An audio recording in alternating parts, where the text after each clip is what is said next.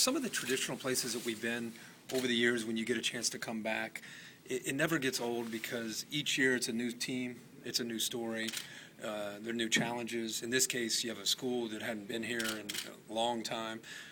So it's great to be on this campus, and I'm pretty good friends with the coaches here.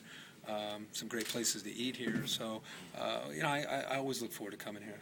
Last time you were here, 2008, pretty big atmosphere there for that Tech game. Do you expect the crowd noise and the atmosphere to be a factor in this one? I tell you, that night it sure was. I mean, I remember calling the game upstairs, and Tech had come in. I think it was the week prior. They had beaten Texas, and so much hype. And like end of the first quarter, it was over. And I think the atmosphere, one of the few times I've been here where the atmosphere was a huge factor in the outcome. And I've just, my sense in being here for the last couple days, it doesn't seem like this fan base likes Notre Dame a whole lot. I mean, it's one thing to read about it, but when you're an outsider, to actually get on the campus and feel that, I think that there's going to be a scene very similar to the one that Texas Tech faced, and which gets me to Everett Golson, and he's going to have to play with a great deal of poise. Notre Dame's chance to win this game, to me, comes down to their front seven getting pressure on Landry Jones, trying to create turnovers, and then their own offense with Everett Golson. Everett Golson has to protect the ball, something that's been a bit of a problem. He's a redshirt freshman. And then he's got to make big plays with his legs. It's going to be very hard for Notre Dame to just line up, ball on their own 20, drive 80 yards in 12 plays. It's tough to do that against Oklahoma's defense. So the big play has got to be a factor. If they don't have the big play, it's going to be hard to score. Knowing how much is at stake in this game, what do you think the atmosphere is going to be like at kickoff tomorrow night? Like I said, I'll be shocked if it's not one of those that 10, 20, 30 years from now, people are going to be, remember back in 2012 when Notre Dame came in here? I think it's going to be that kind of scene. I think this fan base is hungry for this game. I think they've been pointing to this game for a long time.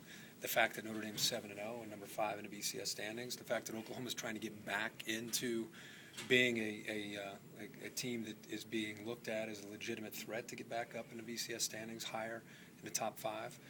It's a great opportunity. I mean, the thing that people forget sometimes about college football, we haven't gotten to November, and you look at the BCS standings and people start to have foregone conclusions. Okay, Alabama's going to run the table, and this team and that team.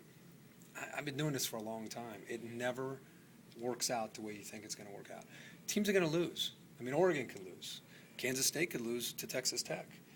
And if those two things happen, teams like LSU with 1 loss, Oklahoma with 1 loss, USC with 1 loss, they're right back in it. So if I'm Oklahoma and I'm their fan base, I just keep hoping this team continues to improve the way they have these last 3 weeks, and who knows what could happen at the end of the year. Are you surprised that these two tradition-rich programs have only played once in the last nearly 50 years? I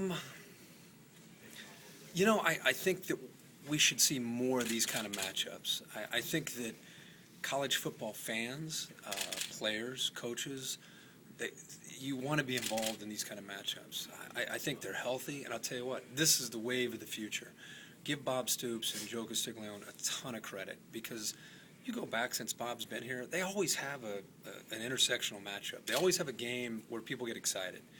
And the reason that's going to be important is when they have a selection committee in 2 years, and you're trying to separate this team from that team, in my opinion, if I were on that committee, the teams that are willing to go outside of the conference and play a team with tradition and a team that has a chance to challenge them, I think would be rewarded at the end of the year. So it's great to see. It's not shocking that Oklahoma's involved in a matchup like this. It's great that Notre Dame's in town.